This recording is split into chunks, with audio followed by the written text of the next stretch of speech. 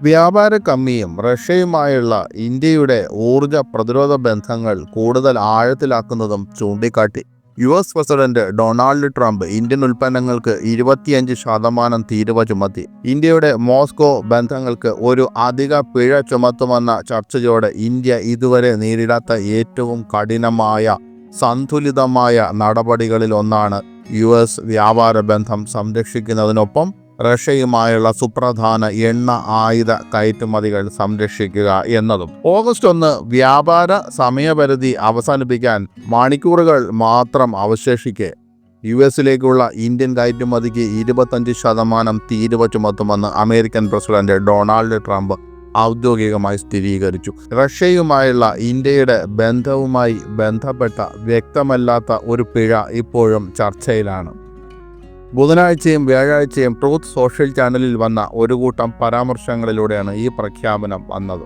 ഇന്ത്യയുടെ ദീർഘകാല സംരക്ഷണവാദ നിലപാടിനെ വിമർശിച്ച ട്രംപ് ഇന്ത്യയുടെ സൈനിക ഉപകരണങ്ങളിൽ ഭൂരിഭാഗവും റഷ്യയിൽ നിന്ന് വാങ്ങുകയും ചൈനയ്ക്കൊപ്പം മോസ്കോയുടെ ഏറ്റവും വലിയ ഊർജം വാങ്ങുന്നവരിൽ ഒരാളായി ഇന്ത്യ മാറുകയും ചെയ്തുവെന്ന് ട്രംപ് ആരോപിച്ചു. ട്രംപ് ഇങ്ങനെ എഴുതി: കൂടാതെ അവർ എപ്പോഴും റഷ്യയിൽ നിന്നാണ് സൈനിക ഉപകരണങ്ങളിൽ ഭൂരിഭാഗവും വാങ്ങുന്നത്. റഷ്യയുടെ ഏറ്റവും വലിയ ഊർജം വാങ്ങുന്നവരും ഇന്ത്യയും ചൈനയുമാണ്. അക്കാര്യത്തിൽ ഇന്ത്യ ചൈനയ്ക്കൊപ്പമാണ്. എല്ലാവരും റഷ്യ ഉക്രൈനിലെ കൊലപാതകം നിർത്തണമെന്ന് ആഗ്രഹിക്കുന്ന ഒരു സമയമാണിത്. അതുകൊണ്ട് തന്നെ ഇന്ത്യയുടെ ഈ നയങ്ങൾ അത്ര നല്ലതല്ല. അദ്ദേഹം തുടർന്ന് ഒരു പ്രസ്താവന നടത്തി: ഇന്ത്യയുമായി ഞങ്ങൾക്ക് വലിയൊരു വ്യാപാര കമ്മിയുണ്ട്. ഒരു ദിവസത്തിന് ശേഷം അദ്ദേഹം കൂടുതൽ കഠിനമായ ഒരു അഭിപ്രായം കൂട്ടിച്ചേർത്തു: ഇന്ത്യ റഷ്യയുമായി എന്ത് ചെയ്താലും എനിക്ക് പ്രശ്നമില്ല. അവർക്ക് അവരുടെ നിർജീവമായ സമ്പദ് വ്യവസ്ഥയെ ഒരുമിച്ച് നശിപ്പിക്കാൻ സാധിക്കും എന്ന് മാത്രം. 25% താരിഫ് വീണ്ടും ഉറപ്പിച്ച് പറയുമ്പോൾ റഷ്യയെ പിന്തുണയ്ക്കുന്നതിനുള്ള അധിക പിഴകളെക്കുറിച്ചുള്ള ചർച്ചകൾ ഇപ്പോഴും നടന്നുകൊണ്ടിരിക്കുകയാണെന്ന് ട്രംപ് ഊന്നി പറഞ്ഞു. കാരണം വിശദീകരിക്കാൻ മാധ്യമപ്രവർത്തകർ ആവശ്യപ്പെട്ടപ്പോൾ ബ്രസീൽ, റഷ്യ, ഇന്ത്യ, ചൈന, ദക്ഷിണാഫ്രിക്ക എന്നിവരുടെ സാമ്പത്തിക കൂട്ടായ്മയായ ബ്രിക്സിൽ ഇന്ത്യയും ഉണ്ടെന്ന് ട്രംപ് വിരൽ ചൂണ്ടി. ബ്രിക്സ് ഉണ്ട്, അവർക്ക് ബ്രിക്സ് ഉണ്ടെന്ന് ഞങ്ങൾക്കറിയാം. അത് അടിസ്ഥാനപരമായി അമേരിക്കയെ എതിർക്കുന്ന രാജ്യങ്ങളുടെ ഒരു കൂട്ടമാണ്. ഇന്ത്യ അതിൽ അംഗമാണ്, ട്രംപ് പറഞ്ഞു.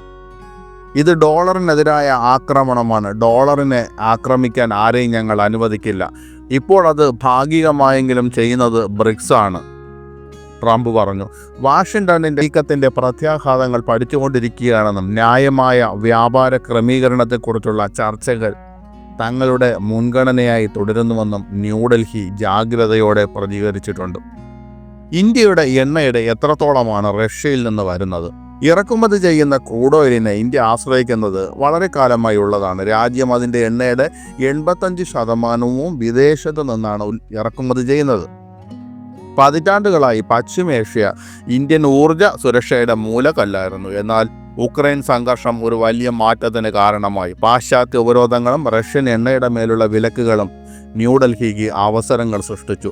2022 വൻതോതിൽ വിലക്കുറവിൽ റഷ്യൻ ക്രൂഡ് ഓയിൽ ഇന്ത്യ വാങ്ങാൻ തുടങ്ങി. യുദ്ധത്തിന് മുമ്പ് ഇന്ത്യയുടെ എണ്ണയിൽ റഷ്യൻ എണ്ണ വളരെ കുറവായിരുന്നു. ഇറക്കുമതിയുടെ വെറും 2% മാത്രമായിരുന്നു അത്. 2023 ആയപ്പോഴേക്കും റഷ്യൻ ക്രൂഡ് ഓയിൽ ഇറക്കുമതി പ്രതിദിനം 1.66 ദശലക്ഷം ബാരലായി ഉയർന്നു. 2022 ഇത് 7 ലക്ഷത്തിൽ താഴെയായിരുന്നു. 2025 ആകുമ്പോഴേക്ക് അവ പ്രതിദിനം 1.96 ദശലക്ഷം ബാരലിലെത്തി. ജൂണിൽ ഇത് 2 മുതൽ 2.2 ദശലക്ഷം ബാരലായി ഉയർന്നു. 2 വർഷത്തിനിടയിലെ ഏറ്റവും ഉയർന്ന നില. ഈ വർഷം എല്ലാ പശ്ചിമേഷ്യൻ രാജ്യങ്ങളും ഒരുമിച്ച് നൽകുന്നതിനേക്കാൾ കൂടുതൽ എണ്ണ മോസ്കോ ഇന്ത്യയിലേക്ക് വിതരണം ചെയ്തു. വിദേശകാര്യമന്ത്രി എസ് ജയശങ്കർ ഈ വാങ്ങലുകളെ നിരന്തരം ന്യായീകരിച്ചു. ഇന്ത്യയുടെ ഊർജ്ജ സുരക്ഷയ്ക്ക് പ്രായോഗികവും അത്യാവശ്യവുമായ ഒരു നടപടിയാണ് റഷ്യയിൽ നിന്ന് എണ്ണ വാങ്ങുന്നതെന്ന് അദ്ദേഹം പറഞ്ഞു. 2024 ഓഗസ്റ്റിൽ അദ്ദേഹം പറഞ്ഞു: ഇന്ത്യ ഒരു വലിയ എണ്ണ ഉപഭോക്താവാണ്. നമുക്ക് എണ്ണ ഇല്ലാത്തതിനാൽ നമ്മളൊരു വലിയ എണ്ണ ഇറക്കുമതിക്കാരാണ്. എണ്ണ വാങ്ങുന്നത് ഒരു രാഷ്ട്രീയ തന്ത്രമല്ലെന്നും എണ്ണ വാങ്ങാൻ ഉപയോഗിക്കുന്നത് എണ്ണയുടെ തന്ത്രമാണെന്നും അത് വിപണിയുടെ തന്ത്രമാണെന്നും അദ്ദേഹം കൂട്ടിച്ചേർത്തു. അതായത് എവിടെയാണോ വിലക്കുറവ് അവിടെ നിന്ന് വാങ്ങുക എന്ന സ്വാഭാവികമായ സമീപനത്തെ തന്നെയാണ് അദ്ദേഹം ഇതിലൂടെ ഉദ്ദേശിച്ചത്.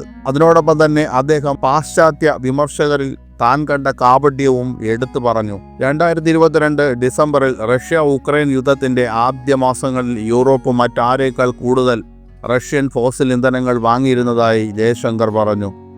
ആദ്യം നമ്മൾ വസ്തുതകൾ വളരെ വ്യക്തമായി സ്ഥാപിക്കേണ്ടതുണ്ടെന്ന് ഞാൻ കരുതുന്നു. ഫെബ്രുവരി 24-നും നവംബർ 17-നും ഇടയിൽ യൂറോപ്യൻ യൂണിയൻ അവരുടെ അടുത്ത 10 രാജ്യങ്ങളിൽ നിന്ന് ഒരുമിച്ച് ഇറക്കുമതി ചെയ്തതിനേക്കാൾ കൂടുതൽ ഫോസിൽ ഇന്ധനം റഷ്യയിൽ നിന്ന് ഇറക്കുമതി ചെയ്തു. യൂറോപ്യൻ യൂണിയനിലെ എണ്ണ ഇറക്കുമതി ഇന്ത്യ ഇറക്കുമതി ചെയ്യുന്നതിൻ്റെ 6 ഇരട്ടിയാണ്. ഇന്ത്യയുടെ പ്രതിരോധ മേഖല റഷ്യയെ എത്രമാത്രം ആശ്രയിക്കുന്നു. ഊർജത്തിനപ്പുറം പതിറ്റാണ്ടുകളായി ഇന്ത്യയുടെ സൈനിക ശേഷിയുടെ ഒരു ആണിക്കല്ലാണ് റഷ്യ. സോവിയറ്റ് കാലഘട്ടം മുതൽ യുദ്ധവിമാനങ്ങളും അന്തർവാഹിനികളും മുതൽ മിസൈലുകളും ടാങ്കുകളും വരെ എല്ലാം നൽകുന്ന പ്രധാന ആയുധ വിതരണക്കാരായി മോസ്കോ മാറിയിട്ടുണ്ട്. സ്റ്റോക്ക്ഹോം ഇന്റർനാഷണൽ പീസ് റിസർച്ച് ഇൻസ്റ്റിറ്റ്യൂട്ടിൻ്റെ 2024 ഡേറ്റ പ്രകാരം കഴിഞ്ഞ 2 ദശകങ്ങളായി ഇന്ത്യയുടെ ആയുധ വാങ്ങലുകളിൽ 64%, അതായത് $60 ബില്യൺ റഷ്യയിൽ നിന്നാണ്. 1999 കാർഗിൽ യുദ്ധം ഉൾപ്പെടെയുള്ള നിർണായക നിമിഷങ്ങളിൽ ഇന്ത്യൻ സായുധസേന റഷ്യൻ സംവിധാനങ്ങളെ ആവർത്തിച്ച് ആശ്രയിച്ചിട്ടുണ്ട്. അടുത്തിടെ പാകിസ്ഥാനിൽ നിന്നുള്ള ആക്രമണങ്ങൾ തടയാൻ ഓപ്പറേഷൻ സിന്ദൂറിനിടെ ഇന്ത്യ റഷ്യൻ നിർമ്മിത S-400 ലോങ് റേഞ്ച് വ്യോമ പ്രതിരോധ മിസൈൽ സംവിധാനം വിന്യസിച്ചിരുന്നു. 2017-നും 2022-നും ഇടയിൽ ഇന്ത്യയുടെ ആയുധ ഇറക്കുമതിയിൽ റഷ്യയുടെ പങ്ക് 36% കുറഞ്ഞിട്ടുണ്ടെങ്കിലും പാരമ്പര്യ ഉപകരണങ്ങളുടെ വിപുലമായ സംഭരണത്തിന് അറ്റകുറ്റപ്പണികൾ, സ്പെയർ പാർട്സ്, സാങ്കേതിക സഹായം എന്നിവയ്ക്കായി ഇന്ത്യ ഇപ്പോഴും മോസ്കോയെ ആശ്രയിക്കുന്നു.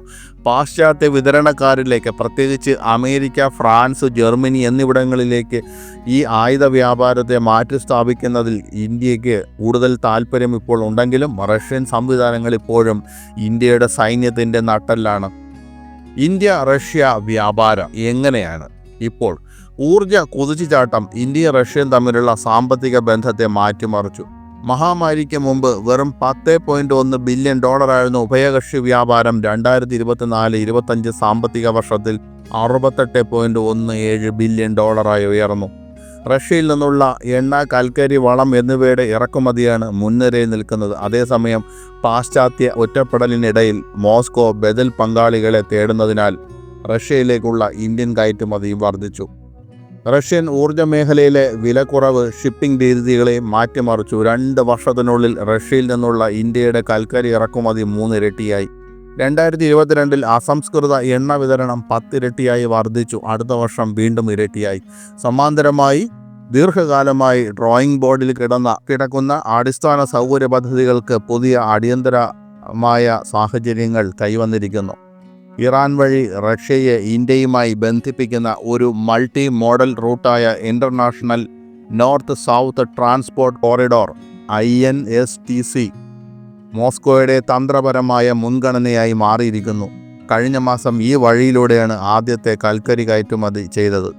മറ്റൊരു പ്രധാന സംരംഭം ചെന്നൈ വ്ളാഡിവോസ്റ്റോക്ക് സമുദ്ര ഇടനാഴിയാണ്. 2019-ൽ ആദ്യമായി നിർദ്ദേശിച്ച 10,300 കിലോമീറ്റർ കടൽപാതയാണിത്. പ്രവർത്തനക്ഷമമായാൽ ഷിപ്പിംഗ് സമയം 40 ദിവസത്തിൽ നിന്ന് 24 കുറയ്ക്കാനും സൂയസ് കനാലിനേക്കാൾ വേഗതയേറിയ ഒരു ബദൽ വാഗ്ദാനം ചെയ്യാനും ഇതിന് കഴിയും. ഉക്രൈൻ സംഘർഷത്തിൽ ഇന്ത്യയുടെ നിലപാട് സൂക്ഷ്മമാണ്. അത് സൃഷ്ടിപരവും പരിഹാരാധിഷ്ഠിതവും പ്രായോഗികവുമായ ഇടപെടലിനെ പിന്തുണയ്ക്കുന്നു. കൂടാതെ സമാധാനം പുനഃസ്ഥാപിക്കുന്നതിനുള്ള സാധ്യവും പരസ്പരം സ്വീകാര്യവുമായ ഏതൊരു പരിഹാരത്തെയും പിന്തുണയ്ക്കുമെന്നും ഇന്ത്യ പറയുന്നു. അതേസമയം റഷ്യൻ എണ്ണ വാങ്ങുന്നത് നിർത്താനോ ദീർഘകാല പ്രതിരോധ ബന്ധങ്ങൾ തകർക്കാനോ ഇന്ത്യ വിസമ്മതിക്കുകയാണ്. ദേശീയ താൽപ്പര്യങ്ങൾക്ക് പ്രഥമ പിന്തുണ നൽകുമെന്ന് ഇന്ത്യ നിർബന്ധം പിടിക്കുകയാണ്.